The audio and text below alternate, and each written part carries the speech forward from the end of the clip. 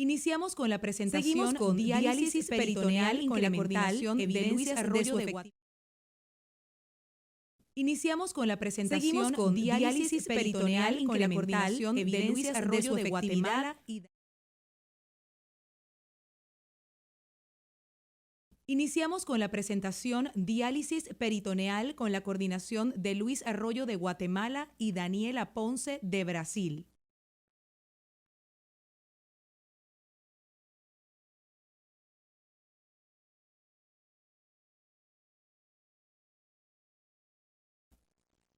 Continuamos con la presentación Usos y limitaciones de la medición KTV en el contexto de las guías ISPD 2020, con Javier de Arteaga de Argentina.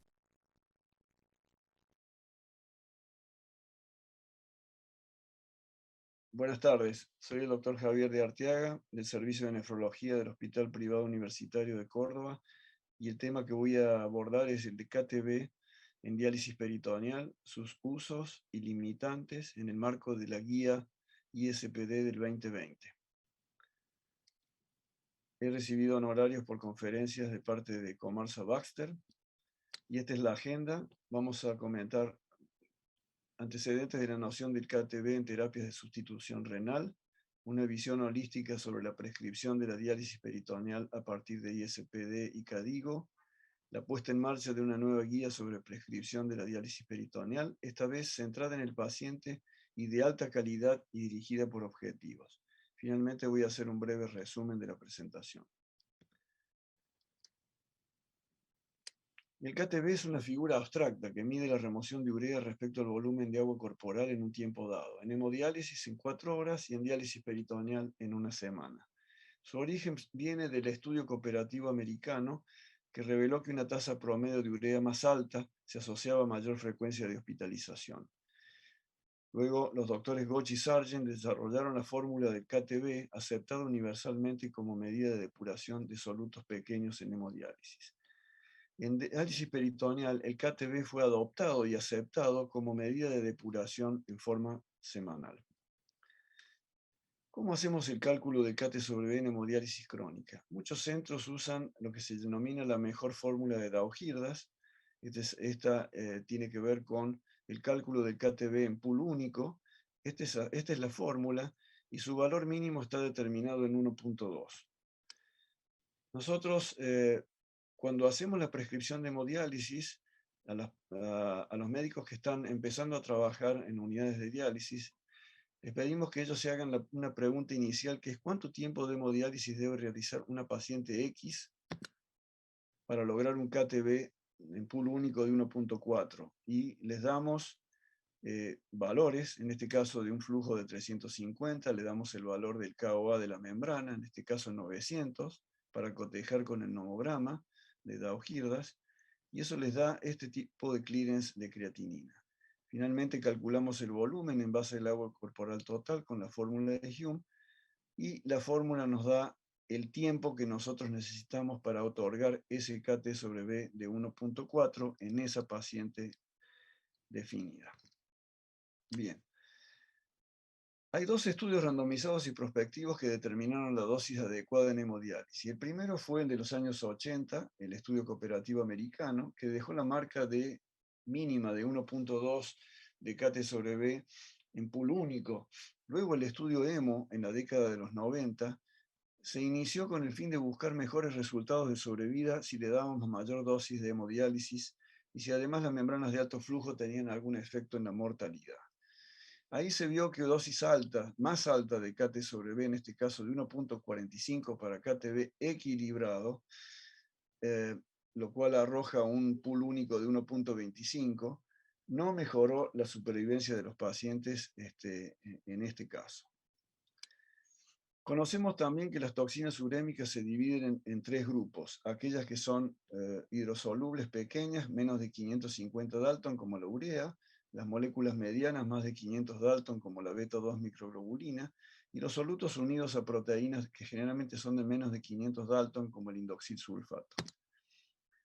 El estudio EMO también se fijó en los solutos unidos a proteínas, y él vio que no había diferencias de sobrevida según la remoción de estos, salvo en los pacientes que tenían ciertos problemas con hipoalbuminemia, ya que y en este caso es probable que estos pacientes tuvieran un mayor grado de malnutrición y un mayor riesgo de mortalidad cardiovascular en esa situación.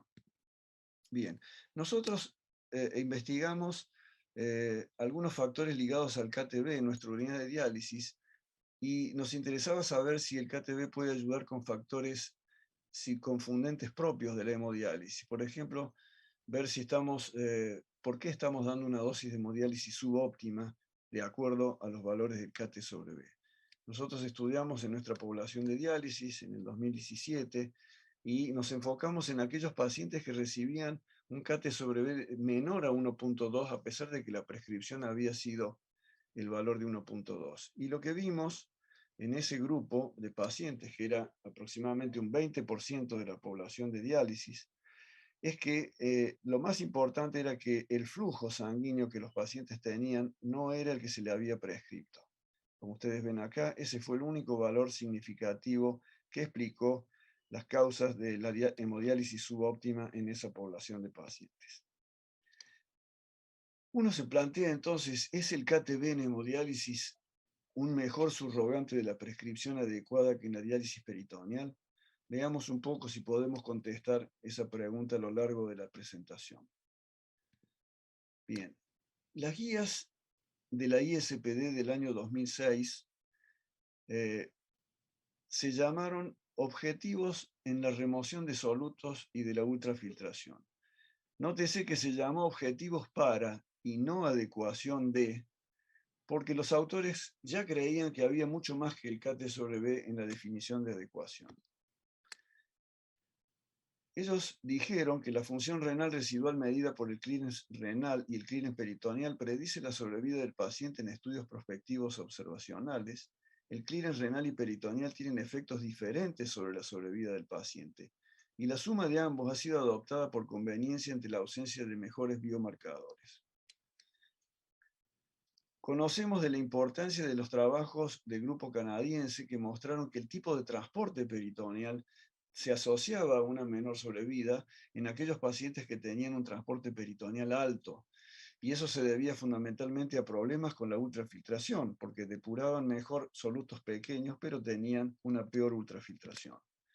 Luego vinieron los trabajos de Canusa, por ejemplo, de Canadá y Estados Unidos, en donde el reanálisis del mismo mostró que lo que realmente importaba en la sobrevida de los pacientes era la presentación o no de una diuresis residual mínima de 250 mililitros. Finalmente, el trabajo de Paniagua y colaboradores, el estudio ADEMEX, determinó que si a un grupo se le aumentaba la dosis de diálisis, lográndose un KT sobre B de 1.94, versus un grupo control que solo tenía 1.7 de KTB semanal, no se lograba una mejor supervivencia a los 2 años de seguimiento. El último estudio que quiero comentar es el estudio prospectivo de Hong Kong, hecho en 320 pacientes, también randomizado y prospectivo, con 3 grupos de KTB, que no mostró diferencias de mortalidad entre los 3 grupos. Esta es una tabla que es una síntesis de lo que he mencionado previamente. A esto le agregamos los trabajos europeos como EAPOS y NECOSAT, hechos fundamentalmente para pacientes anúricos. Las conclusiones de los estudios sobre el KTB urea llevaron a aceptar el valor de 1.7 como mínimamente adecuado. Sin embargo, esto tiene sus limitantes. Hay poca evidencia de que la urea sea tóxica en sí misma y el KTB urea puede no representar las situaciones de otras toxinas urémicas. Tampoco hay evidencia que un KTB mayor a 1.7 baje la mortalidad. Pasemos a una visión más holística sobre la prescripción de la diálisis peritoneal a partir de la ISPD y de CADIGO. Las guías son muy importantes en la práctica clínica, pero tienen sus beneficios y también tienen sus problemas. Tenemos que tener guías para poder trabajar de una manera plural, pero tenemos que considerarlas con sus limitaciones, con sus beneficios y también con sus problemas. No debemos aceptar las guías a rajatabla y cuando manejamos a nuestros propios pacientes, tenemos que tener a las guías como base, pero también la versatilidad de adecuarnos al tipo de paciente, a la región donde estamos trabajando y a las circunstancias en que estamos viviendo. Bien.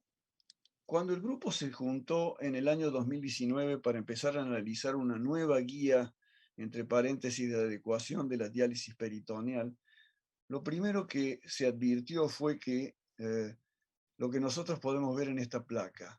Hay una serie de factores que son determinados por el tipo de la prescripción de diálisis, como son el nivel de los solutos pequeños, el grado de anemia, las concentraciones electrolíticas, pero hay otros factores que no tienen mayormente que ver con el tipo de prescripción de una manera directa, como es el nivel de fosfato, que en muchos casos depende de la ingesta que el paciente haga, del nivel de adherencia al tratamiento quelante, el nivel de la presión arterial, de la ingesta de sodio, la función cognitiva, si el paciente está depresivo, todas esas cosas no tienen demasiado que ver con los niveles de prescripción que nosotros le damos medidos por el KT sobre B. Entonces, esta guía que nació en el 2019 y que fue editada en el 2020, que se llamó Prescripción de la diálisis peritoneal de alta calidad y guiada por objetivos, buscó todos estos factores que ustedes ven acá, en donde está la sensación que el propio paciente tiene de cómo lleva su tratamiento, el estado de fluidos, la nutrición y finalmente, sí, ¿por qué no?, la remoción de las toxinas medidas por el KT sobre B. También se vio como factor limitante el valor de B, ya que rápidamente se estableció que el valor de B en la fórmula del KT sobre B tenía una seria limitante. Y es que cuando nosotros analizamos el valor de B y lo comparamos con un estándar de oro, en este caso con la medición del volumen de agua corporal total hecho con radioisótopos, marcado aquí en la línea de las horizontales. Esta es una tabla de Bland-Allman, en donde cada círculo es un paciente. Lo que nosotros vemos en este grupo de pacientes a los que se le midió el volumen por vía impedancia, se les calculó el agua corporal por vía impedancia, es que los círculos abiertos son pacientes que no están en diálisis, y que ya tienen alguna pequeña dispersión con la línea de base, que es el estándar de oro, pero fíjense ustedes los puntos cerrados, la enorme dispersión que tienen con la línea de base, que es el estándar de oro marcado por radioisótopos. Y esta placa señala también la gran dispersión que tenían todos los trabajos, todos los estudios que miraron, que trataron de correlacionar el cálculo de B, del valor de B, con distintas fórmulas y adecuarlos al verdadero valor del agua corporal total medido con un patrón oro. Bien, veamos aspectos comparativos de las guías del año 2005 y del año 2020. Como dije previamente, en el 2005, publicado 2006, se le llamó Objetivos para remover solutos y fluidos, mientras que en el 2020 se llamó una guía dirigida hacia objetivos compartidos de alta calidad. Estos son los autores por países, la mayoría, las definiciones principales. En el 2006 se definió la importancia de la función renal residual que predice mortalidad, los valores mínimos para considerar mayor o menor mortalidad, y en el 2020 la importancia de la decisión compartida con el paciente y orientada por objetivos, un abordaje más holístico y menos ajustado a las mediciones. Visto en esta tabla y asignándole en valor de cruces la importancia a cada uno de los ítems en las guías del 2006 versus las del 2020, vemos que la importancia del KTB, que era mucho en el año 2006, es menos importante en el 2020. Algunas alteraciones electrolíticas están un poco más categorizadas en el 2020, igual que la función residual, y la importancia del volumen, por lo que dije previamente. El cálculo de B dentro de la fórmula del KT sobre B, con esa inexactitud que proporciona el valor del volumen, medido simplemente por las fórmulas, que es la que nosotros tenemos para poder utilizar, o incluso con la bioimpedancia que está tan divulgada por muchos centros, nosotros vemos que todavía estamos lejos de tener una precisión para ese valor de B, y por lo tanto, si la fórmula lo tiene como denominador, todo ese valor del KT sobre B queda puesto en duda en cuanto a su precisión. En esta guía también del 2020 se hace énfasis en el nivel de bienestar del paciente como subrogante de adecuación. Bien. Veamos un poco la puesta en marcha de una nueva guía de prescripción de la diálisis, esta vez centrada en el paciente, de alta calidad y dirigida por objetivos. ¿Qué dice esta nueva guía? Bueno, esta nueva guía, como ya mencionamos, hace un reporte del nivel de bienestar del paciente, del manejo y estado del volumen, de la nutrición. También se fija en la remoción de las toxinas, que puede ser estimada por el cálculo del KTB y clearance de creatinina, que son medidas de la diálisis, pero bajo las consideraciones previas sobre la inexactitud que tienen, y que se refiere también en el párrafo que le sigue. Destacamos también que en algunos sitios, como en Estados Unidos, los requerimientos de los financiadores para hacer cumplimentar con valores fijos de remoción de toxinas ha promovido el aumento innecesario en muchos casos de la dosis de diálisis peritoneal e incluso del tipo de tratamiento de terapia, al punto de pasar pacientes de diálisis peritoneal continua hacia diálisis peritoneal automatizada. Fíjense que la guía 2020 en el ítem 3.4 hace énfasis en que el clearance de los solutos pequeños urea debe ser medido de rutina con el cálculo del KTB o clearance de creatinina para tener una medida cuantitativa de la dosis de diálisis entregada. Esto sirve para calcular la dosis de diálisis prescripta, reconociendo las exactitudes. Esto no tiene un nivel de evidencia, se le llama solo punto de práctica.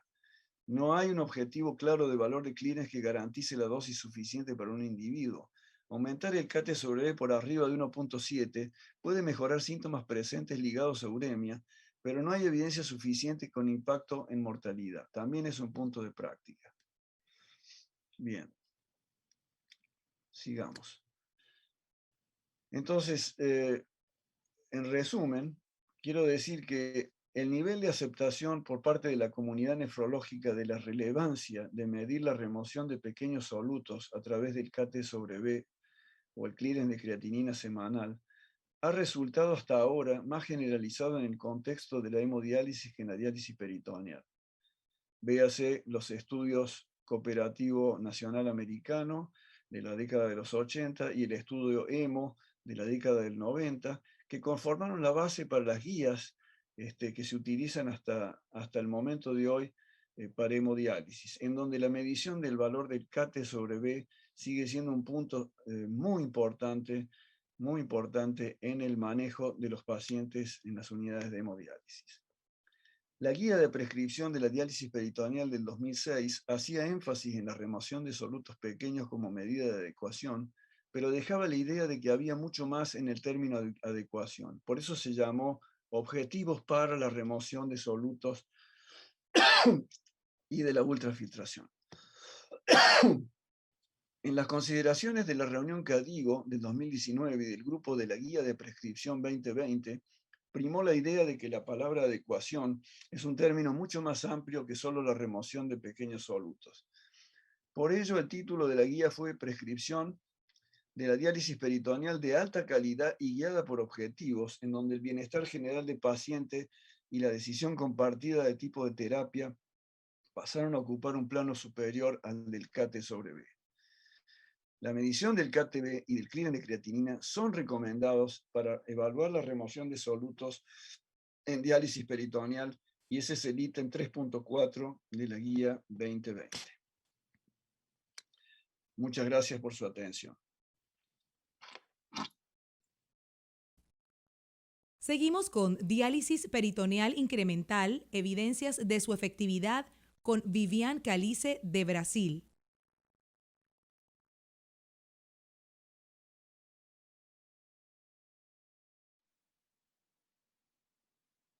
Olá, eu gostaria de agradecer inicialmente à comissão organizadora pela oportunidade de estar aqui com vocês hoje para conversar um pouquinho sobre a diálise peritoneal incremental, evidências de sua efetividade.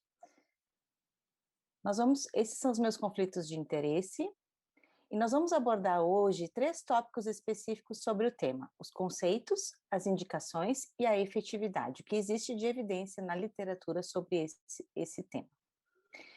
Em relação aos conceitos, a primeira vez que a diálise incremental foi mencionada e definida foi no ano de 1996, através das diretrizes do CADOC para a adequacidade na diálise peritoneal. Essa definição ela aconteceu muito mais em termos de conceito do que de aplicação na prática clínica. E a ideia naquele momento era de que a diálise incremental poderia estar associada ao início dos pacientes renais crônicos em sua terapia dialítica. Se orientava naquela época de que a função renal residual fosse avaliada e quando essa função renal residual diminuísse de menos de 2 ml por minuto, então existiria a indicação de iniciar a diálise desses pacientes de forma incremental até o momento em que essa função renal residual se deteriorasse com a necessidade de ajuste da prescrição. Então, como vocês podem ver aqui do lado, é uma parte da publicação de 1996, em que fala que a diálise peritoneal incremental, se iniciada, a função renal residual deve ser seguida muito frequentemente, para que assim que a deterioração dela aconteça, a dose de diálise peritoneal seja ajustada. Dessa forma, se recomendava que a avaliação da função renal residual fosse realizada a cada 2 meses nesse grupo de pacientes. A definição também, através desse documento, das diretrizes do CADOC, colocava como a diálise peritoneal incremental baseada na prescrição.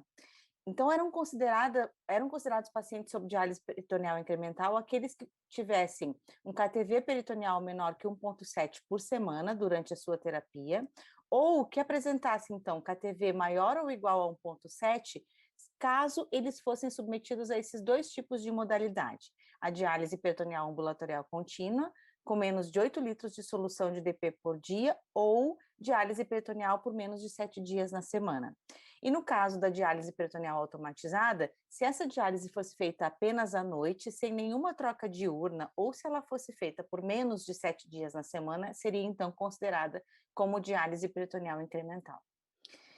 Essas são as recomendações, as considerações, na verdade, da última diretriz, né, da Sociedade Internacional de Diálise Peritoneal, publicadas agora em 2020, sobre a prescrição de diálise peritoneal de alta qualidade objetivo direcionada. Nessa diretriz, eles colocam a questão da diálise peritoneal não standard, né, que seria, então, um dos exemplos, a diálise incremental.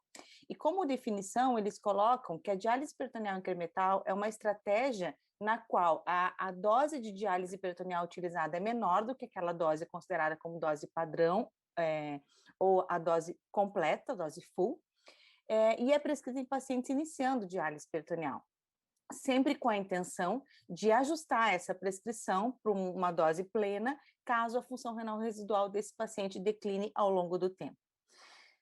Se sabe também que a diálise peritoneal incremental ela vai ter um menos custo, uma vez que utiliza menos solução, e ela deve ter como estratégia atingir os mesmos desfechos semelhantes àquela diálise prescrita em dose plena, para aqueles pacientes que possuem ainda função renal residual. Ela minimiza custos, diminui a demanda de trabalho em relação ao tratamento para pacientes e cuidadores. Essa é uma outra publicação que saiu agora no PDA em 2020, onde os autores falam especificamente sobre a diálise peritoneal incremental. Existe uma dificuldade muito grande de definição e uma variabilidade também bastante ampla nas publicações existentes na literatura. Então, os autores frisam de que é necessário enfatizar que a definição da diálise peritoneal incremental, ela possui 3 requisitos básicos, que seria a prescrição inicial desse paciente deve ser uma prescrição que tenha uma dose menor comparada àquela com a dose full de diálise peritoneal, que o clearance peritoneal prescrito seja menor do que o objetivo de clearance individualizado, mas que, ao mesmo tempo, a combinação entre o clearance peritoneal e o clearance renal atinjam o alvo estabelecido para aquela terapia, que no caso, né, a gente usa então o KTV acima de 1,7, e que haja a intenção em aumentar esse clearance peritoneal à medida que o clearance renal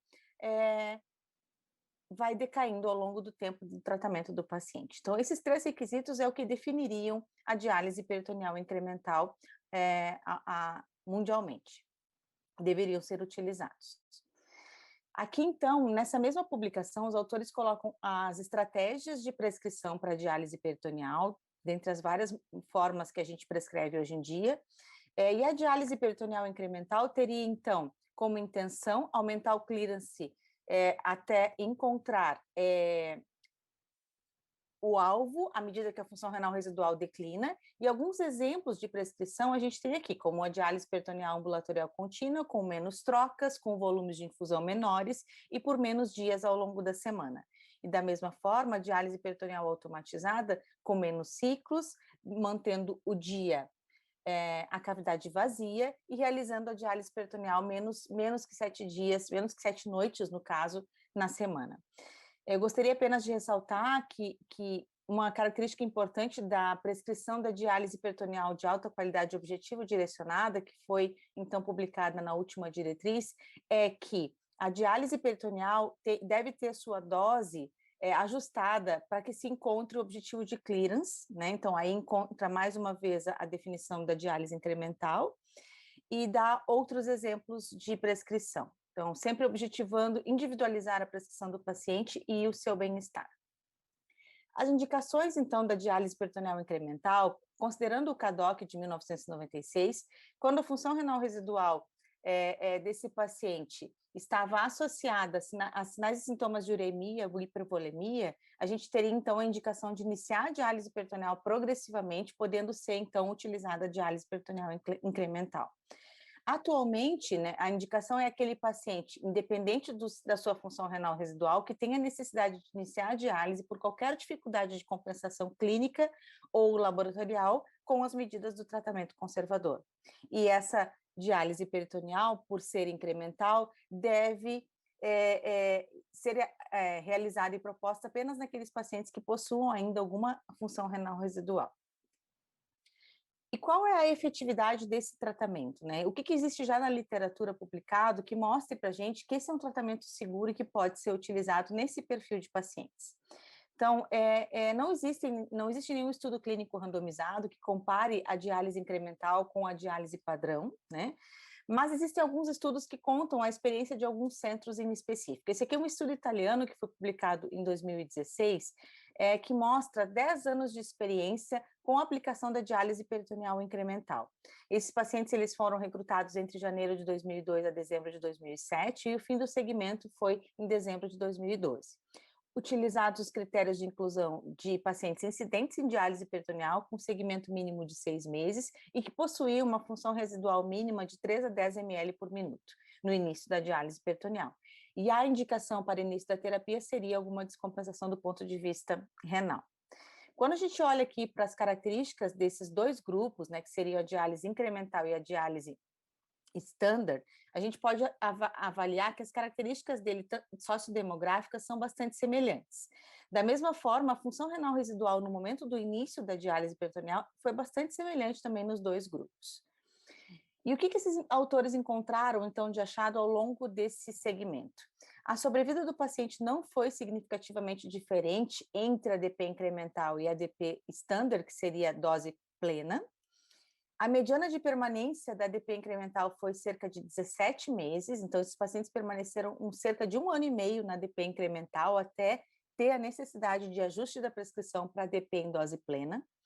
E a mediana de permanência da ADP em dose plena foi de cerca de 36 meses. O que houve, então, de diferenças entre esses dois grupos?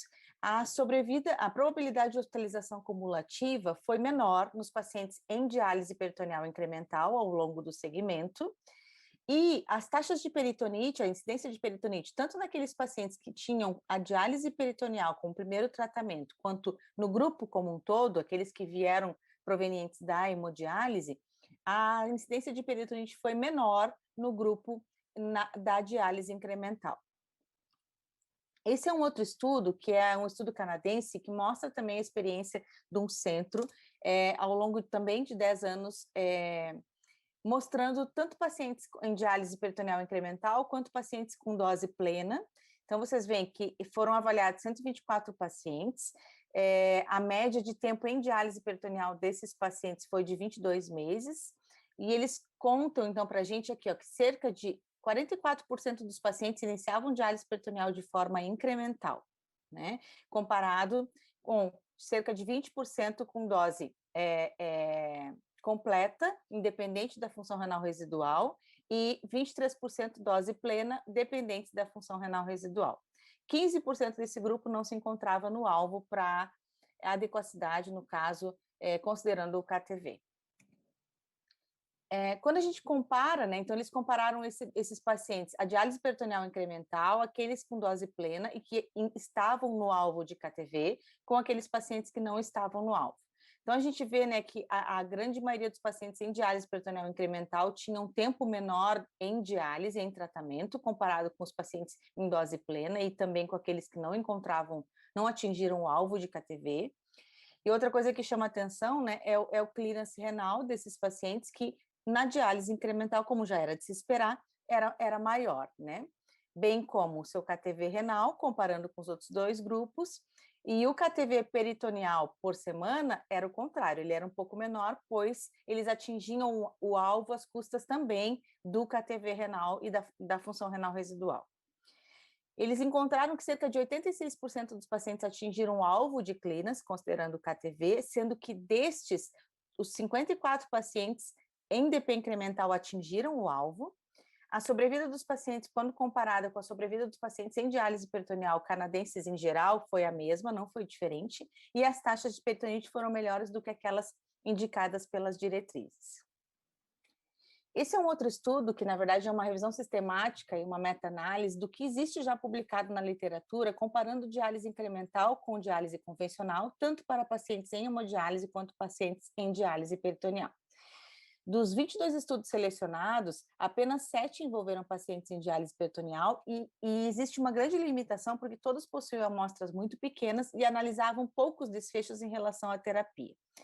Uma grande característica também foi que a definição da diálise incremental para início dessa diálise variou bastante de um estudo para o outro, sendo que alguns consideravam KTV urinário, no caso, que seria o clearance, quanto outros avaliavam apenas a questão e sintomas, quanto outros avaliavam apenas a questão do clearance no momento do início da diálise. Então, variou bastante a questão do critério para definir a ADP incremental.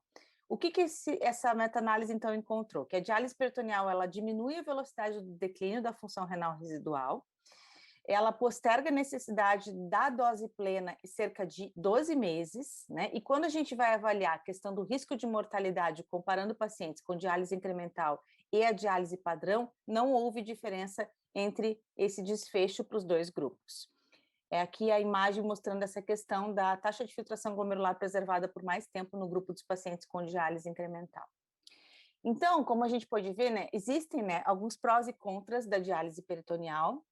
Entre os prós, a gente pode citar, né, a questão da qualidade de vida do paciente, considerando a individualização da sua terapia e a adequação das suas necessidades, até mesmo a sua rotina. Isso ajuda a diminuir tanto a sobrecarga do paciente, do seu cuidador, quanto com o seu tratamento, quanto quaisquer dificuldades de adaptação no momento do início da diálise. Como a gente usa menos soluções, acaba que isso reduz os custos dessa terapia para os sistemas de saúde e para os convênios, no caso, né? A adequacidade, hoje em dia, então, considerando a diálise peritoneal, ela tem o foco no paciente, né? Então, a gente avalia o bem-estar do paciente juntamente com resultados de exames laboratoriais para considerar esse paciente como dentro do alvo de tratamento, baseado nos seus objetivos. A exposição à glicose ela é reduzida, porque a gente tem menos trocas na diálise peritoneal, menos tempo de diálise peritoneal para esses pacientes. Isso acaba preservando a função da membrana peritoneal por mais tempo. E essas pequenas doses iniciais de diálise limitam a carga de cuidado e, ao mesmo tempo, permitem que o paciente se ajuste à terapia de uma forma mais progressiva, né? Os contras é que a grande maioria dos pacientes pode se tornar relutante no momento de aderir às modificações necessárias em relação à sua prescrição à medida que a sua função renal residual reduz. Entretanto, a boa aderência ela é extremamente relacionada à educação desses pacientes, né? Então, quando a gente educa os pacientes sobre os princípios que norteiam a diálise peritoneal incremental, ou seja, naquele momento em que ele inicia a diálise, é explicado de que pode existir uma piora da sua função renal residual ao longo do tempo e que isso vai gerar uma necessidade de ajuste da sua prescrição, aumentando o número de trocas, aumentando o tempo de terapia, o número de dias de diálise. Esse paciente acaba, então, aceitando melhor o momento das modificações quando a sua função renal residual reduz. E é basicamente o que é demonstrado aqui nesse gráfico, que à medida que o tempo passa, a função renal residual desses pacientes reduz, e é necessário, então, o ajuste da dose da diálise peritoneal para que ele possa se encontrar adequado dentro do seu tratamento, atingindo os alvos de terapia, bem como seus objetivos terapêuticos pessoais. Exemplos de prescrição da diálise peritoneal incremental, aqui no caso da diálise peritoneal ambulatorial contínua, a gente pode ter uma troca noturna com concentrações de glicoses variadas, de acordo com a necessidade de ultrafiltração desse paciente, bem como, às vezes, uso de codextrina noturno. Podemos usar 2 trocas diurnas, cerca de 4 horas de permanência cada uma das trocas. Exemplos de prescrição incremental na DPA seria, então, por exemplo, a DPA noturno intermitente, com 2 a 3 trocas à noite, um volume de infusão um pouco menor, mantendo dias livres de diálise, no caso, né? Mantendo algumas folgas durante a semana da diálise peritoneal. É aceitável também que pequenos volumes de infusão sejam utilizados nesse modelo de diálise peritoneal incremental, permitindo que os pacientes se tornem confortáveis à medida que o fluido vai sendo aumentado de volume conforme a necessidade individualizada de cada paciente. Novamente, então, alguns exemplos de diálise peritoneal incremental de suas prescrições, diálise peritoneal ambulatorial contínua e automatizada. Nós podemos, na verdade, variar muito, né? Você pode fazer 2 a 3 trocas diárias, uma troca diária com ecodextrina durante o dia ou à noite. Você pode fazer apenas 4 trocas durante o dia na diálise peritoneal ambulatorial contínua, fazer menos dias de diálise, e da mesma forma na diálise automatizada. Então, a diálise peritoneal incremental vem ainda mais agregar uma certa individualização para a terapia dos pacientes, para cada paciente poder dialisar o mínimo necessário para que ele fique bem, para que ele se sinta bem, se alimente bem, tenha o seu controle metabólico adequado e tenha uma qualidade de vida boa também, né? E quando, então, que eu vou ajustar, né? Considerando a primeira publicação do CADOC, em 96, eles orientavam monitorar de perto a função renal residual de forma quantitativa para garantir que a soma do clearance peritoneal e renal atingisse o alvo de KTV de 1,7 semanal, ou então que o clearance de creatinina fosse de 50 litros na semana. Hoje em dia, né, nós temos, então, como alternativa, até mesmo para minimizar custos, monitorar o bem-estar clínico do paciente e apenas migrar essa prescrição incremental para dose padrão ou full, ou então utilizar-se de prescrições mais agressivas se houver alguma indicação clínica. O racional dessa orientação é que a avaliação clínica ela pode detectar qualquer inadequacidade importante da diálise, então não se torna mais mandatório a avaliação do KTV para ajuste da prescrição, certo? E a prescrição ela deve ser revisada em detalhes pela equipe por pelo menos a cada 3 meses, para que eventualmente não tenha nenhum delay no ajuste dessa prescrição, caso esse paciente perca a função renal residual.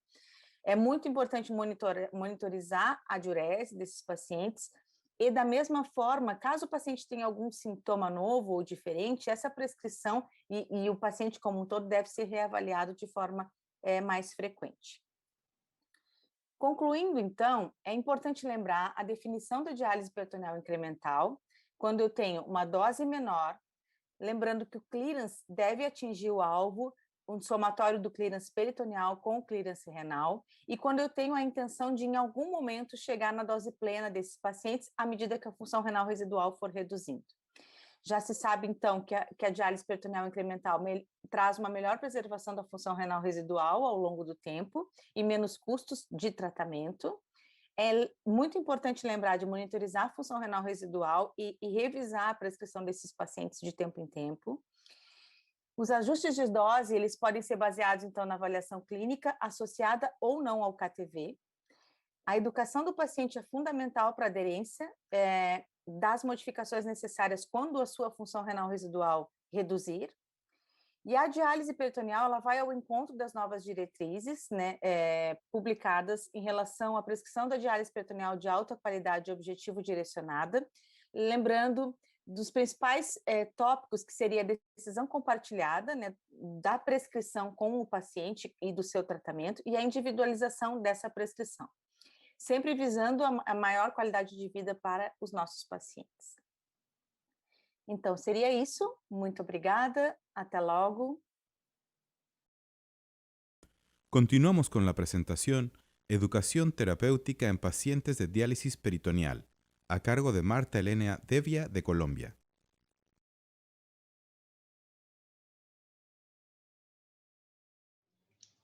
Bueno, buenas tardes. Primero que todo, quiero darle un agradecimiento al comité organizador de la Sociedad Latinoamericana de Nefrología e Hipertensión por esta invitación a participar en esta mesa acerca de diálisis peritoneal. Muchísimas gracias. Y pues el tema que voy a desarrollar en estos próximos minutos es acerca de la educación terapéutica en diálisis peritoneal. Muy importante el desafío que tenemos ahora, y es que la enfermería nefrológica en el siglo XXI requiere no solamente de prestar un cuidado como tal, frente a frente al individuo, sino también trabajar con la familia y la comunidad en todas las etapas del ciclo vital para intervenirlos en varios aspectos. Un aspecto, la educación a la población en hábitos saludables, la prevención de la enfermedad renal crónica a grupos de riesgo, como es el caso, por ejemplo, de los hipertensos y los diabéticos, y la formación de los profesionales. Esto es tal vez de las cosas más importantes, incidiendo y trabajando en la prevención y detección precoz de la enfermedad renal. ¿Cómo afrontar el desafío? Con educación terapéutica. Según la OMS, la educación terapéutica es un conjunto de actividades educacionales esenciales para la gestión de las enfermedades crónicas, llevadas a cabo por los profesionales de la salud formados en el campo de educación. Aquí tenemos que continuar trabajando porque no todos los profesionales de la salud estamos formados en este aspecto. Y allí hay que trabajar para ayudar a los pacientes y familiares a realizar un tratamiento y prevenir las complicaciones evitables mientras se mantiene o se mejora la calidad de vida, con un enfoque muy específico en el paciente y la familia. Es así como la educación terapéutica en la enfermedad crónica es un proceso que facilita que los pacientes y sus familias aprendan y desarrollen habilidades y conocimientos que les permitan asumir una adecuada actitud frente a la enfermedad, potenciando pues los autocuidados y el apoyo necesario para que puedan hacer parte de forma muy activa de su tratamiento. Entonces, ¿cuál es el desafío de nosotros?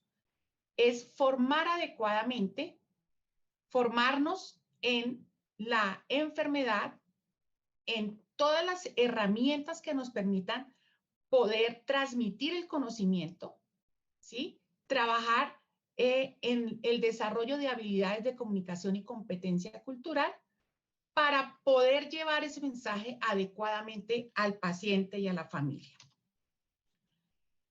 La educación terapéutica, pues como ya lo habíamos mencionado, es un desafío en este siglo para todos los sistemas de salud. Y pues es una herramienta fundamental. Allí tenemos que empezar a trabajar y preguntarnos qué educar. ¿Qué le vamos a dar al paciente? ¿Cuál es el contenido? ¿Cómo es el proceso de aprendizaje? ¿Cómo educar? ¿Qué herramientas tenemos disponibles? Con la atención centrada en el paciente. ¿Buscando qué? Buscando un cambio de comportamiento, favoreciendo la reflexión activa, el diálogo, la discusión y también favoreciendo lo más importante y es la adherencia al tratamiento. De allí se genera el pacto de cuidado. O sea, el pacto de cuidado entre el profesional, que es la guía y el apoyo para ese paciente, y el empoderamiento del paciente. Más adelante vamos a revisar un poco más al detalle el empoderamiento. Con estas herramientas vamos a tener muy claro que nosotros en la educación terapéutica buscamos un objetivo que ayude a los pacientes y a las familias a desarrollar la capacidad de autogestionar el tratamiento y de prevenir las complicaciones, a mejorar la adherencia y a cooperar con los equipos de salud y poder vivir manteniendo o mejorando la calidad de vida de nuestro paciente. Es decir, lo que se busca es que la educación sea parte del tratamiento o el tratamiento. Bien importante, y quise traer esta diapositiva teniendo en cuenta el modelo de cuidados crónicos. Y es que el modelo de cuidados crónicos involucra a todos los actores del sistema. Involucra la comunidad, los recursos, buscando interacciones productivas y un equipo que pueda prepararse y preparar el paciente de manera proactiva y tener un paciente informado y activo con el fin de ¿qué? De mejorar los resultados o los desenlaces del paciente. Este artículo publicado en el 2006 de Ballerini plantea acerca de la nosogogía. ¿Qué tendría que aprender un paciente con una enfermedad renal crónica? Plantea un modelo biopsicosocial. Y básicamente lo que se define, o la definición de nosogogía, es la ciencia que enseña a adultos afectados por enfermedades crónicas. Es decir, la nosogogía busca dar educación terapéutica a los pacientes. Y en el artículo, pues obviamente se compara la pedagogía y la andragogía, pero se hace mucho énfasis en cuanto a que el paciente es un paciente, el paciente renal es un paciente dependiente, apuntándole a la independencia, que es lo que tenemos que buscar, y al empoderamiento, apuntándole a que ese paciente debe modificar experiencias previas. Es decir, por ejemplo, el estilo de vida que le ayude a mejorar su salud. Y tener en cuenta que las personas aprenden lo que el personal le enseña y que necesita para realizar su terapia. En el caso de diálisis peritoneal lo vemos todos los días. Transmitimos la información de tal forma que nuestro paciente pueda realizarse su tratamiento en casa. Aquí es bien importante, y me llama mucho la atención en este artículo de Ballerini, es tener en cuenta si nosotros realmente sabemos cuáles son las necesidades de nuestros pacientes, tanto en la fase predialítica como cuando nuestro paciente ya está con enfermedad renal en terapia de reemplazo renal. Y tal vez donde deberíamos empezar a trabajar es en la fase predialítica, con mucho énfasis allí.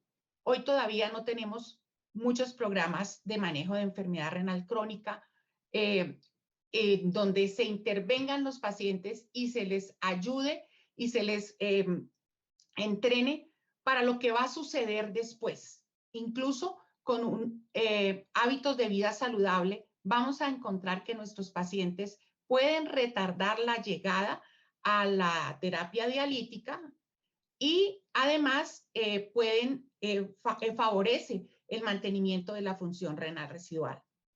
Entonces, muy importante tener en cuenta estas dos etapas y poder trabajar en asocio con los cuidadores de los pacientes. Tenemos muchos pacientes mayores con el fin de poder cumplir con la terapia y alcanzar las metas terapéuticas.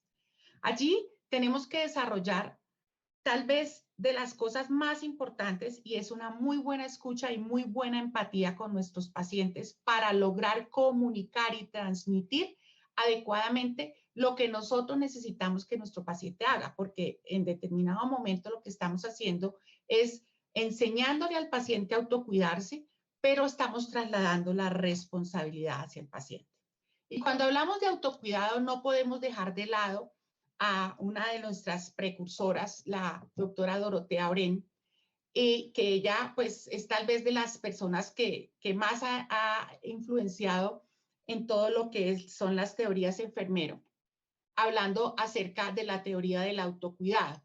Y el autocuidado no es nada distinto a una actividad que aprende el individuo, ¿cierto? Que está orientada hacia un objetivo. Y nosotros lo que necesitamos es eso, fortalecer esas actividades que va a hacer nuestro paciente para ayudar a que nuestro paciente tenga un beneficio al implementar ese tipo de actividades en su vida, en su salud y en su bienestar. ¿Cuáles son los roles en el proceso educativo? Entonces está el rol de lo que es el nuevo educador y también de quién es el alumno.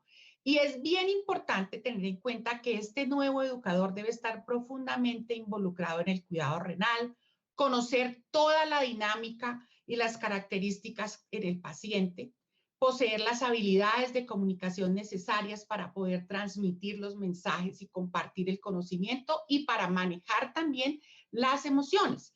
Y tener en cuenta que tenemos pacientes mayores o pacientes muy jóvenes, pacientes con uremia, la motivación del paciente, si tiene o no tiene apoyo familiar, la destreza, la capacidad de realizar su propio autocuidado, si es un paciente netamente dependiente o independiente, y obviamente con ello poder establecer un ritmo de aprendizaje.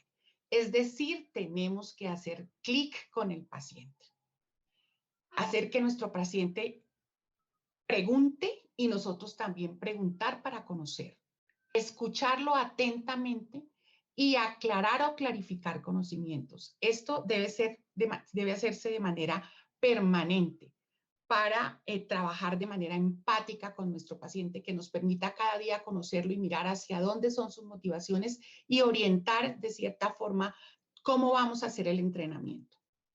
¿Quiénes somos los responsables de dar esta educación? Pues los profesionales de la salud, y necesitamos aquí desarrollar nuevos conocimientos para comprender la complejidad de la educación de una persona que es pluripatológica, polimedicada y, por ejemplo, ahora en tiempos de pandemia, pues las condiciones son muy distintas. Y trabajar en el equipo con el usuario y la familia, ¿cierto? Y hacernos responsables del proceso de educación y de aprendizaje de nuestro paciente. ¿Buscando qué? Buscando unos objetivos claros en el proceso educativo, trabajando específicamente en 3 áreas: en el área cognitiva, que ayude al paciente a adquirir conocimientos; en el área psicomotriz, para que nuestro paciente pueda adquirir habilidades; y en el área emocional, para que nuestro paciente pueda adquirir actitudes. Esto es importante, y poder diferenciar qué sabe mi paciente de y cómo piensa mi paciente. Educar teniendo en cuenta los principios de educación en los adultos. Que los adultos estén motivados, que los adultos generalmente son autodirigidos, aportan experiencias de vida, están orientados a objetivos, están orientados a las cosas más relevantes, son prácticos, ¿cierto? Y les gusta ser respetados. Y algo muy importante, y no dejarlo de lado, es la evaluación de lo que nuestro paciente está aprendiendo, ¿sí? Sin evaluación no hay educación. Tenemos que lograr tener una buena evaluación, y el aprendizaje, de acuerdo a lo que menciona Breuer, dice que el aprendizaje es un proceso mediante el cual los principiantes se convierten en expertos. Por lo tanto, nuestro objetivo es ayudar a nuestros pacientes a convertirse en expertos de su propio cuidado en la diálisis peritoneal. Para ello disponemos pues de muchas herramientas para educar. Ahora en pandemia hemos tenido que echar mano de la telemedicina, la teleconsulta, la teleasistencia, en fin, y la teleenfermería, que nos ayuda muchísimo a poder darle orientación a nuestro paciente, a hacer seguimiento, a reforzar conductas e identificación oportuna de complicaciones. Es más, hemos optado por hacer televisitas que nos permitan identificar riesgos y también ayudarle a nuestro paciente a reforzar conocimientos. El usuario generalmente son personas, afortunadamente el número de niños no son muchos, y casi todos pues tienen sus cuidadores, que generalmente son sus papás, los usuarios son mayores de edad y son pacientes diferentes, de diferentes estratos o niveles socioeconómicos y culturales.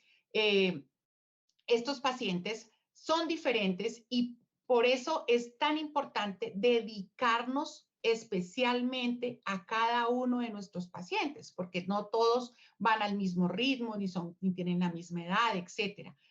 Algo en común sí tienen, todos tienen miedo, tienen dudas, han escuchado muchos rumores, entonces hay que trabajar mucho en desarrollar e implementar estrategias de seguimiento en diálisis peritoneal mediante la telemedicina, ¿cierto? Y trabajar para responsabilizarnos como equipo de cuidados renales. Entonces, ¿qué buscamos nosotros? Como profesionales de la salud, nosotros no dirigimos, intervenimos, pero no podemos a veces controlar directamente el tratamiento, sobre todo en un paciente de diálisis peritoneal. Lo entrenamos para que lo haga. ¿Qué buscamos con el paciente, la familia y el cuidador? Promover cambios en la relación con el paciente, es decir, cambios que mejore su estado de salud, reforzar el autocuidado. Y de allí se deriva el establecimiento de un contrato terapéutico con el paciente, en donde se subraye, por así decirlo, la responsabilidad con el cuidado diario, no solamente con la realización de la terapia dialítica en el hogar, sino también con la toma de medicamentos, la adherencia tanto a la terapia dialítica como a la toma de medicamentos y con el autocuidado, como es el caso específico, por ejemplo, del cuidado del orificio de salida. ¿Qué enseñamos? ¿Qué debería aprender el paciente? Pues las guías son muy claras, las guías de la Sociedad Internacional de Diálisis Peritoneal siempre nos ha dado la oportunidad o nos dice por dónde debemos ir. Y la última guía, pues tiene en cuenta también la manera como aprenden nuestros pacientes, tenerlos en cuenta. ¿Hacia dónde vamos? Vamos hacia tener pacientes expertos. Y es que un paciente experto sabe cuál es su principal responsabilidad, cómo se debe cuidar, ¿sí? Cuáles son las habilidades que debe tener, la motivación y la confianza en colaboración con el personal sanitario. Y de allí se deriva la toma de decisiones compartidas. ¿Para qué? Para que tenga en cuenta cuáles son los aspectos claves en el autocuidado, ¿cierto? Allí es muy importante siempre mantener la educación terapéutica, o sea, educación continuada. A los pacientes hay que estarles reforzando constantemente cuáles son sus cuidados. También mostrar que estamos como equipo de salud para apoyarlos y obviamente trabajar en herramientas que facilite ese autocuidado y que facilite la toma de decisiones compartidas. Hay 4 tendencias a nivel mundial y es que lo que buscamos en este empoderamiento es un cambio del cuidado profesional al autocuidado, del hospital o la clínica a la casa, un cambio de una pastilla, una enfermedad a múltiples opciones, un cambio al hogar como su centro de salud y un cambio hacia la atención médica como flujo de información, buscando empoderamiento, autogestión, cuidado negociado de nuestros pacientes y autoeficacia. Es allí hacia donde lo tenemos que llevar. Por último, este es un artículo recientemente publicado en el mes de abril de la mesa acerca de la utilización, expandiendo la utilización de las terapias en casa, las terapias de diálisis en casa.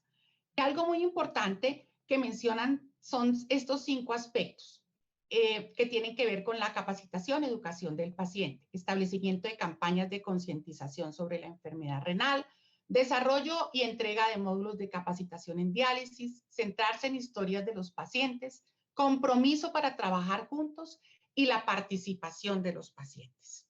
Es tal vez de las cosas más novedosas y en las que más tenemos que empezar a trabajar como equipo de salud para tener pacientes expertos y pacientes empoderados.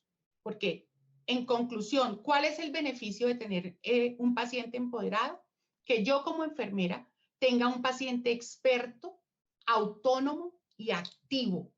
Un paciente que dentro de su independencia y su experticia que va adquiriendo en el día a día, sea capaz de tomar decisiones adecuadas y obviamente aumentar su calidad de vida.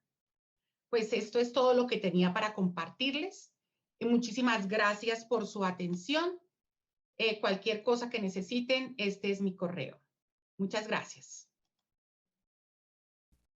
Cerramos con la presentación, publicación, la evaluación de la disfunción de membrana peritoneal por Liliana Gadola de Uruguay.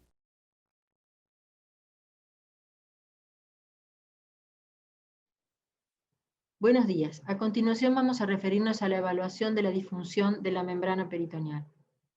Este es el esquema de la charla. Como recordamos, la membrana peritoneal es una membrana de estructura compleja y se han descrito a lo largo de las décadas diferentes modelos para explicar los intercambios de solutos y de agua a través de la misma. El modelo clásico de los 3 poros, que se centra en el endotelio de los capilares sanguíneos, ha descrito la presencia de poros grandes y pequeños interendoteliales y de los poros ultrapequeños o transcelulares asimilados a las acuaporinas 1, o sea, canales selectivos de agua. La presencia de estos canales selectivos de agua es importante para explicar el descenso de la concentración de sodio observada en la primera hora, el intercambio o una permanencia con destroza hipertónica, que en este experimento con ratones knockout para acuaporina 1 no se observaba como se ve en la línea superior. Además, la ultrafiltración obtenida era 50% en los ratones knockout para acuaporina 1 que en los normales, mostrando la importancia de la transferencia de agua libre de solutos en este modelo. Luego se describió el poromatriz, el modelo poromatriz, que hacía énfasis en el intersticio actuando como segunda barrera, y el modelo distributivo, que hace énfasis en la diferente distancia que existe entre los capilares y el mesotelio, y el rol que cumple el intersticio en este intercambio. En el modelo de Crediet hicieron énfasis en justamente que las fibras colágenas del intersticio que están aumentadas en aquellos pacientes que desarrollan fibrosis peritoneal, el agua se une a las fibras colágenas, aumenta su tamaño y de esa manera interfiere en el pasaje del agua que ultrafiltró a nivel del endotelio capilar hasta llegar a la cavidad peritoneal. De manera que el transporte de agua libre no traduciría exclusivamente el funcionamiento de los canales de agua endoteliales, sino también el pasaje de la misma a través del intersticio. En 1987, Tardowski y colaboradores describieron el test de equilibrio peritoneal estandarizado, infundiendo 2 litros de solución de destroza al 2.5% con una permanencia de 4 horas. Y ahí se medía la relación entre la concentración de creatinina, un soluto pequeño, ¿verdad?, entre el dializado y el plasma, definiendo el dP de creatinina de 0,65 como la media de estos valores. Y allí está la distribución. También se medía la relación entre la glucosa final inicial en el D de sub 0 de glucosa. Este test, ampliamente utilizado en todo el mundo hasta el día de hoy, se le han planteado distintas modificaciones. Una de ellas, sustituir la destroza al 2,5 por 4,25%, y medir entonces a las 4 horas la máxima capacidad de ultrafiltración, que se estima un valor superior a 400 mililitros. Otras modificaciones, por ejemplo, el mini-PET, planteado por la Milia, infunde destroza al 4,25% con una permanencia de 1 hora, y mide la concentración de sodio en esa hora, y calcula entonces el sodio removido, y a partir de allí el volumen de ultrafiltrado a través de los poros pequeños, y por resta a través de las acuaporinas, o sea, el transporte de agua libre.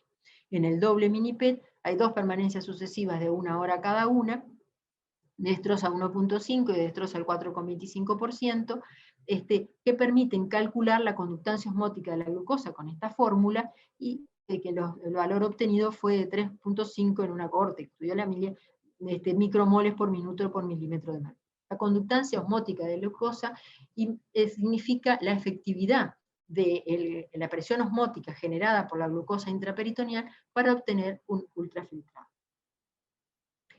Resumiendo las características de los test de equilibrio, destacamos que el PET modificado, utilizando 4,25%, permite medir la transferencia de solutos a través del dP de creatinina, la capacidad de ultrafiltración a las 4 horas con la solución al 4,25, si se realiza un drenaje a la hora, que puede ser completo y así medir el volumen, y luego refundido en lo que se llama el test 2 en 1, permite medir el DIP de sodio y entonces el transporte también de agua libre, y si se instalaran macromoléculas o proteínas de diferente peso molecular, permitiría también calcular la reabsorción linfática efectiva y el aclaramiento de proteínas. De manera que sería el más simple de todos, que nos da bastante datos. A continuación vamos a referirnos a las guías publicadas en este año de la Sociedad Internacional de Diálisis Peritoneal, que tuvieron como objetivos definir una clasificación clínico-patológica de las disfunciones de la membrana y proveer una guía del uso clínico de los estudios, o sea, los test de evaluación de la misma de acuerdo a esta clasificación. En el punto 1 establece la importancia de la taxonomía fisiopatológica y se recomienda entonces el uso de una clasificación de la disfunción de la membrana peritoneal que aporte un vínculo causal con las características funcionales para la prescripción individualizada de la diálisis o para indicar un cambio de modalidad, DPA o hemodiálisis, en el contexto de una toma de decisiones informada y compartida con la persona en DP, como es el espíritu de las guías de la ISPD de los últimos años.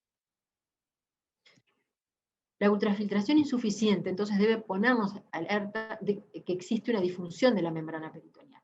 Y esta puede ser causada por dos grandes grupos de causas. O una pérdida precoz del gradiente osmótico por una tasa de transferencia peritoneal de solutos rápida, principalmente por inflamación local, o una baja conductancia osmótica de la glucosa por una disfunción propia de la membrana, o ambas a la vez. El algoritmo, entonces, de la clasificación de las causas de disfunción de la membrana peritoneal se inicia con definir una baja capacidad de ultrafiltración cuando la ultrafiltración neta, 4 horas, de una solución de destroza al 4,25 es menor de 400 mililitros o menor de 100 mililitros si la solución es de 2,5%. Siempre, primero, descartando que no existan causas mecánicas o fugas, por ejemplo, hidrotoras o herpes. Y luego se abren dos grandes grupos de disturbios, de disfunción. Por un lado, una transferencia peritoneal de solutos rápida, vinculada al componente vascular, probablemente por inflamación local, y evaluada a través del DP de creatinina, o una baja conductancia osmótica a la glucosa, que nos habla de toda la membrana en su conjunto, y que lo evaluamos a través de DIP de sodio o un disminuido, o un transporte de agua libre reducido. En un estudio multicéntrico italiano, utilizando el de equilibrio de 4,25 al inicio de la diálisis peritoneal, se describieron los tres principales parámetros que debemos evaluar. Para la transferencia de solutos, el DP de creatinina, encontrar una media de 0,73, una mediana de 0,74, la capacidad de ultrafiltración a las 4 horas, luego de corregido, restado, el sobrellenado de las bolsas comerciales, se encontró en 675 la media y 689 mililitros la mediana, y la conductancia osmótica de glucosa, que fue evaluada con el drenaje a la hora en medida de la concentración de sodio, el DIP de sodio, como subrogante de la conductancia osmótica de la glucosa, que tuvo un valor entre 8,4 milimoles por litro de media.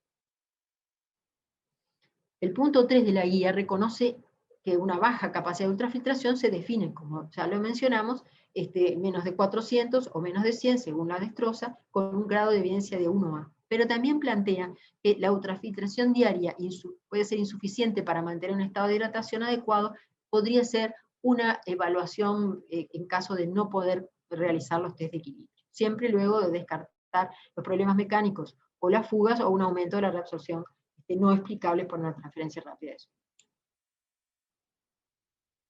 Las tres grandes causas entonces serían la tasa de transferencia peritoneal de solutos rápida, la baja capacidad de ultrafiltración intrínseca inicial o una insuficiencia o injuria adquirida de la membrana peritoneal.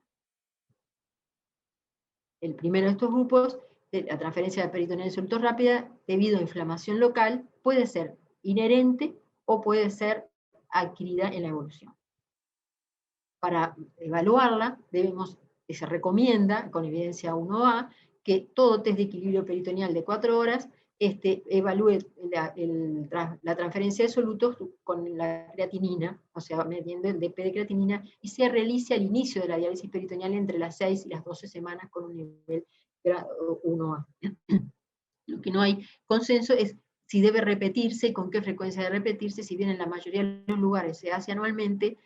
Está claro que según la situación clínica, si hay un déficit o una alteración en la ultrafiltración y en el control de la hidratación del paciente, debería realizarse. Pero es un punto práctico, no hay un nivel de evidencia. Se define en 0,65 artificialmente el DP de creatinina, que permitiría hablar de una difusión rápida de solutos, y que puede ser genéticamente adquirida, o sea, ser inherente ya cuando inicia la diálisis peritoneal, y esto se observa en alrededor de un 10% de los pacientes. La variabilidad genética, la variabilidad interindividual se explicaría por una tasa de transferencia de solutos rápida, y se ve más en hombres, en diabéticos, en personas con índice de masa corporal bajo, con mayor función residual. En tanto que la adquirida se vincula más a inflamación y neovascularización, por ejemplo, como vemos transitoriamente a veces en el curso de una peritonitis, o en los pacientes que presentan inflamación a nivel peritoneal. La variación no es solo interindividual, sino también es interpaís o intercentro, como vemos en estos múltiples reportes, y va la media del DP de creatinina entre 0,62 y 0,73. Por ejemplo, en Uruguay lo encontramos 0,68 más o menos 0,12, y era más alto en diabéticos que en no diabéticos, y se recomienda realizar entonces en cada centro, para tener así una referencia. En los pacientes que tienen mayor estado inflamatorio, se vio en este estudio del año pasado, publicado el año pasado, que mayor DP de creatinina se correlacionaba con mayores niveles de interleuquina 6 y de ciclooxigenasa 2 intraperitoneales. El vínculo con la inflamación ha sido publicado en múltiples trabajos. En el punto 2b muestra las implicancias clínicas, ¿verdad?, de esta transferencia de solutos rápida, que se ha relacionado con una mayor mortalidad, una menor supervivencia, probablemente vinculado a menor ultrafiltración y mayor reabsorción de fluidos, pero no puede descartarse también que influya una mayor pérdida proteica o una mayor inflamación. Y así se vio que cada 0,1 de aumento del DP de creatinina, la mortalidad de todas las causas aumentaba hasta 1,15, 1,18, y también el riesgo de hospitalizaciones. En esta cohorte de más de 10.000 pacientes de Estados Unidos, muestra que el DP de creatinina aumenta el riesgo de mortalidad, aumenta el riesgo de hospitalizaciones, y la menor ultrafiltración aumenta el riesgo de hospitalizaciones también. Para mitigar este trastorno, se plantea acortar los tiempos de permanencia de las soluciones con glucosa o utilizar icodestrina. Y también, de esa manera, se vio que el uso de icodestrina mejoraba la situación y disminuía los episodios de sobrehidratación con nivel 1A, y una evidencia de menor nivel asocia el uso de icodestrina y DPA con una menor mortalidad. Aquí vemos cómo, al acortar el tiempo de permanencia en los pacientes con la línea roja, que son con transferencia de solutos rápida, cuando usamos glucosa, se evita este periodo largo en el que se produce la reabsorción del líquido por no haber gradiente osmótico. Diferente que lo que sucede con la icodestrina en la línea verde, que persiste la ultrafiltración aún en los pacientes con transferencia de solutos rápida. Y así, el uso de DPA, ciclador nocturno, y día seco o icodestrina diurna permitiría solucionar este problema y evitar la sobrehidratación. Así se vio en Inglaterra que luego del año 98, en que se disponía de icodestrina diurna y DPA nocturna, la mayor mortalidad que se había visto previamente en los pacientes con transferencia de solutos rápida se corregía, o sea, no se veía esa asociación.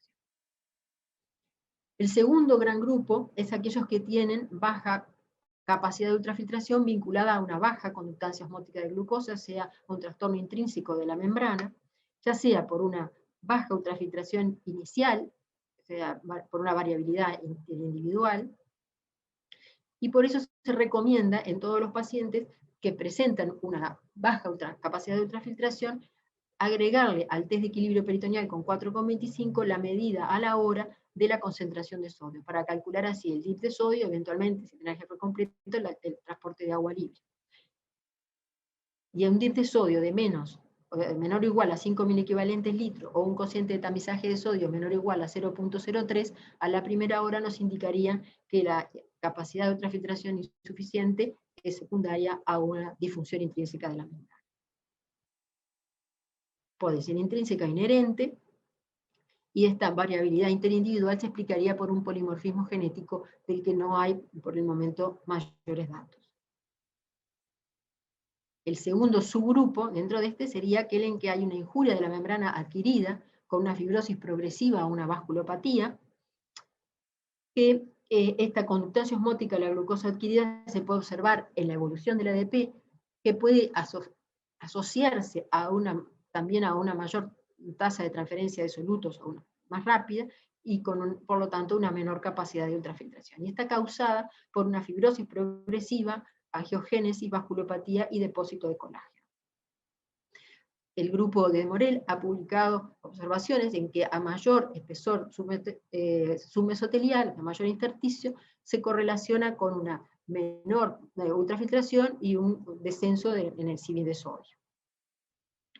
En los pacientes, en este grupo de 7 pacientes estudiados con esclerosis peritoneal encapsulante, comparados con 28 pacientes macheados, se vio que ya en años previos, 5 años antes, observaba un descenso progresivo, como ve la línea roja, de la ultrafiltración y del CIVIN de sodio, comparado con los pacientes control. Y eso no se correlacionaba con un cambio en el número de las aporinas, como se ve en la gráfica, en la línea cuadro rojo, que representa a la esclerosis peritoneal encapsulante, el número de aquaponinas era similar a los grupos urémico o en diálisis peritoneal, pero sin esclerosis. Davis resume en este esquema que la exposición prolongada a fluidos incompatibles o a la infección durante la diálisis peritoneal pueden determinar la injuria nitrooxidativa, el aumento de la producción de proteína quinasa C, por ejemplo, que llevarían a un aumento de los factores proinflamatorios, proangiogénicos y profibróticos, que determinarían, por un lado, un aumento de la vascularización y del flujo sanguíneo, y eso implicaría un aumento de la tasa de transferencia de solutos, y por otro lado, a una mayor fibrosis vinculada a una transición epitelio-mesenquimal y a los fibroblastos submesoteliales, mayor depósito de fibras colágenas, y disminución de la conductancia osmótica de la glucosa. Ambos fenómenos coexistiendo en una ultrafiltración insuficiente. O sea, neovascularización con aumento de transferencia de solutos por un lado, y fibrosis y disminución de la conductancia osmótica de la glucosa por otro. El punto 4 destaca las implicancias clínicas de que una disfunción intrínseca de la membrana, tanto sea de novo o adquirida en ausencia de función residual, comprometen la permanencia en diálisis peritoneal y obligan a veces al uso no deseado de soluciones hipertónicas de glucosa, y que la injuria adquirida de la membrana nos tiene que poner en alerta de que si lleva tiempo prolongado en diálisis peritoneal, ese paciente puede estar en riesgo de desarrollar una peritonitis esclerosa. Así, nosotros, por ejemplo, observamos en medidas anuales del DIP de sodio un descenso progresivo, y eso nos pone en alerta de un grupo que hay que estar alerta. Las guías resumen que el test de glucosa al 2,5 y al 4,25 tienen diferentes características, y el 4,25 permite un mejor diagnóstico de disfunción de la membrana al determinar el DIP de sodio a la hora, pero por supuesto requiere que se disponga de esa solución. Hay países como Japón que no la tienen. Entonces, esto tiene que ser considerado. El punto 5 destaca que otros test adicionales, como la medida de la pérdida de proteínas o la presión intraperitoneal, que pueden ser de mucho interés, no se recomiendan o no pueden no ser necesarios realizarlos en la práctica clínica habitual. Y finalmente, hay consideraciones socioeconómicas, que cuando es imposible realizar ninguno de estos test, de todas maneras siempre debe tenerse en consideración la función de la membrana para hacer una buena asistencia clínica, y puede inferirse la ultrafiltración diaria obtenida en respuesta a la prescripción, cuál sería el funcionamiento de esa membrana. Los puntos para recordar, como términos o conceptos que fueron consensuados en las nuevas guías, es hablar de transferencias de solutos en lugar de transporte, como se hablaba anteriormente, hablar de capacidad disminuida o insuficiente de la ultrafiltración, porque vimos que todo describe una curva de Gauss y no podemos poner un punto neto. Considerar el DIP de sodio como una forma de evaluar subrogante de la conductancia osmótica de la glucosa, y hablar de disfunción de la membrana y clasificarla según sus mecanismos fisiopatológicos. Muchas gracias por su atención.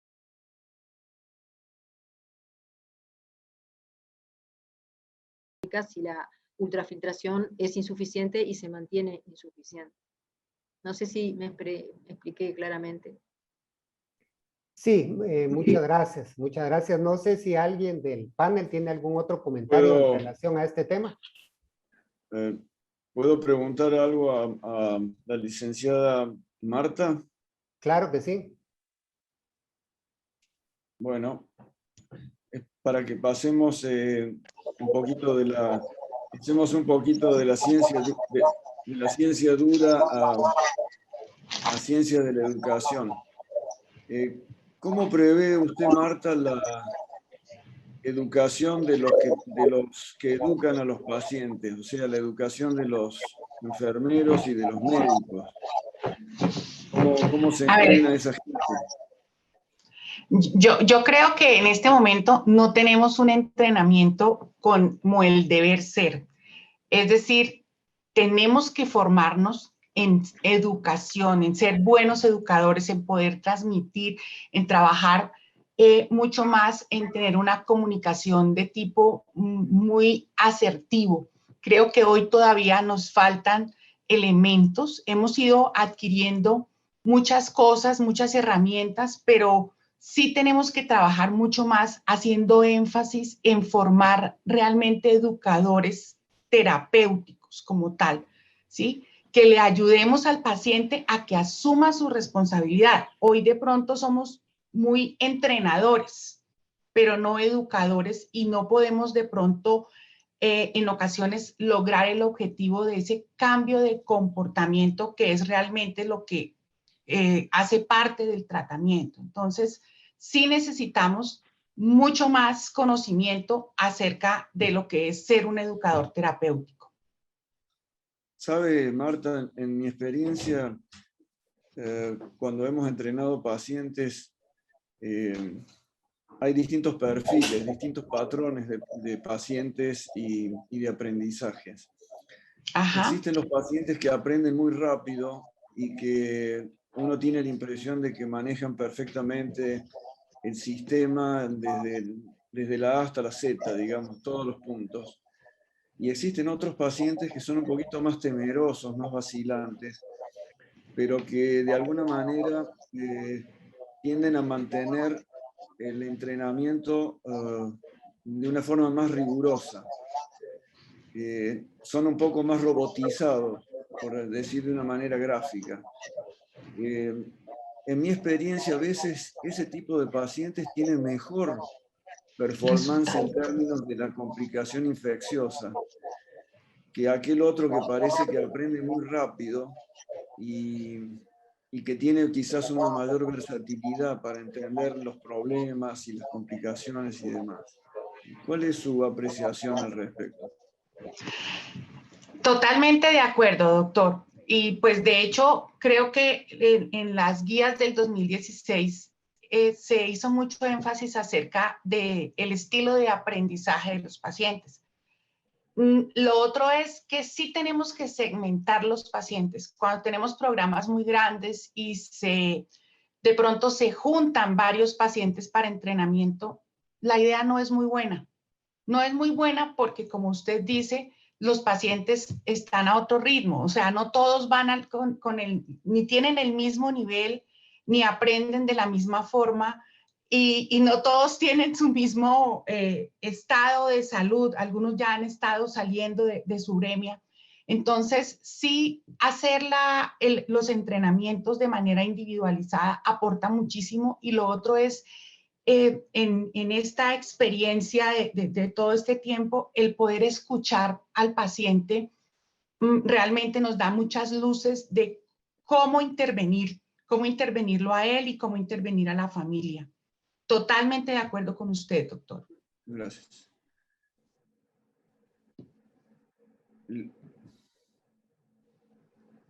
Luis, yo no quiero abusar del panel, pero tengo preguntas para todos.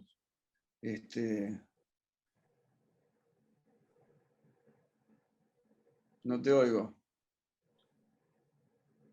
¿Me escuchas? Hola. A mí me gustaría comentar una cosa. Hola. Sí. No, con respecto a lo que comentaba, a nosotros nos ha ayudado licenciadas en educación, en educar a las licenciadas de enfermería, en contribuir, digamos, en la formación como educadoras de las licenciadas de enfermería. O sea, hacer grupos de estudio con licenciadas en educación, específicamente para ese aspecto, ¿verdad? Bien. Gracias, perdón. Bien. ¿Puedo preguntar algo a Vivian? Sí, sí. Vivian, luego de tu presentación muy interesante sobre la diálisis incremental y que permite una enorme versatilidad en los tratamientos, sobre todo a partir de la diálisis automatizada, hemos escuchado que la prevalencia de la práctica de la diálisis automatizada en Brasil es muy alta. El uso de cicladores en Brasil en relación a restos de países de Latinoamérica en particular es bastante alta y se equipara un poco al uso que tienen los americanos en Estados Unidos. Puedes hacer, más allá de la comodidad o el confort que pueda significar, puedes hacer alguna recomendación respecto a eso o alguna evaluación? Obrigada pela pergunta, doutor Javier.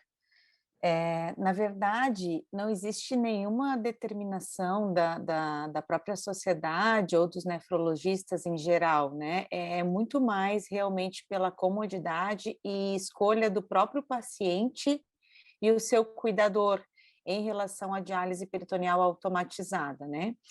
A gente opta muitas vezes por iniciar a diálise de forma incremental. Então, uma boa parcela, uma boa porcentagem dos nossos pacientes, eles realmente dialisam mais à noite.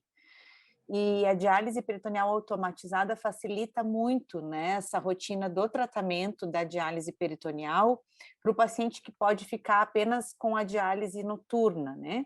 Então, uma pouca parcela dos pacientes não tem mais função renal residual, necessitando então dos ajustes, né, e de uma prescrição por mais tempo e até mesmo com o dia úmido.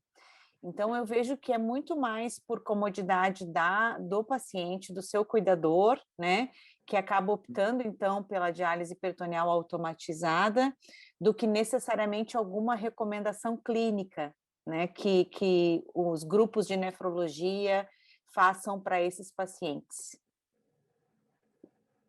Gracias. Doctora Liliana, Ricardo López pregunta sobre algunos estudios que correlacionan el fallo de la membrana y alteraciones histopatológicas. Sí, en la presentación nosotros mostramos los estudios de Morel y de Buist, justamente, que correlacionaban el espesor del submesotelio con las alteraciones en la conductancia osmótica de la glucosa y en el dip de sodio, fundamentalmente. Estudios que sean, otros estudios yo en realidad no conozco, ese es el grupo que correlaciona, que tiene varios trabajos publicados, que correlaciona a estudios de membrana con test de equilibrio peritoneal. Y que básicamente se enfocan en el estudio de la fibrosis y los efectos de la fibrosis en el dip de sodio, o sea, en la conductancia osmótica de la glucosa. Muy bien, no tenemos prácticamente más preguntas. La pregunta de Ricardo Silvarino, que hablaba sobre la utilidad, la opinión sobre la utilización del KTB, pues prácticamente fue lo que Javier contestó a la primera pregunta. Entonces, es la última pregunta que tendríamos pendiente de contestar, pero ya como menciono, mi criterio ya fue resuelta. No sé si alguien de ustedes quisiera plantear alguna conclusión final a este panel o damos por finalizada esta discussão.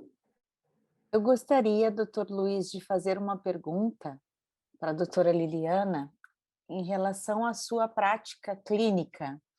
A questão, você teria como rotina recomendar a transferência do paciente de método depois de um determinado tempo, né? Achei excelente a sua aula ali, que fala realmente que não existe uma recomendação oficial, né, das diretrizes, mas qual seria na sua prática clínica e dos demais colegas, assim, a recomendação em relação a essa questão da falência da membrana e a conversão de método? Sí, nosotros en la práctica clínica hacemos anualmente el test de equilibrio peritoneal y ya hace muchos años que hacemos el test 2 en 1, que que me parece a mí que es el más sencillo, y a la hora hacemos un drenaje, así que tenemos medida de DIF de sodio de transferencia de agua libre. Y cuando un paciente, como mostramos en la gráfica, tenemos que está el DIF de sodio por debajo de 5 y eso se mantiene sostenido, y hay una ultrafiltración insuficiente, nosotros hablamos con el paciente, y ese paciente es transferido a hemodiálisis, ¿verdad? Estamos en alerta con eso, en esos pacientes, y si bien no hay una recomendación oficial, bueno, se nos hace muy difícil, y siempre tratamos de evitar glucosa hipertónica, porque sabemos bien lo que sucede cuando después los pacientes desarrollan una esclerosis peritoneal, que realmente es una situación grave. Entonces tratamos de prevenir eso, estando en alerta de esas cosas. Obrigada. Gracias. Liliana, siempre dando continuidad a este tema, ¿alguna opinión o alguna experiencia más bien con el uso de icodextrina en pacientes con algún tipo de disfunción de la membrana? En los pacientes que tienen el tipo, la disfunción 1, ¿verdad?, que es por transferencia rápida de solutos, esos pacientes se benefician con icodestrina y con la diálisis peritoneal automatizada, como creo que tratamos de mostrar en la charla, eso es claro.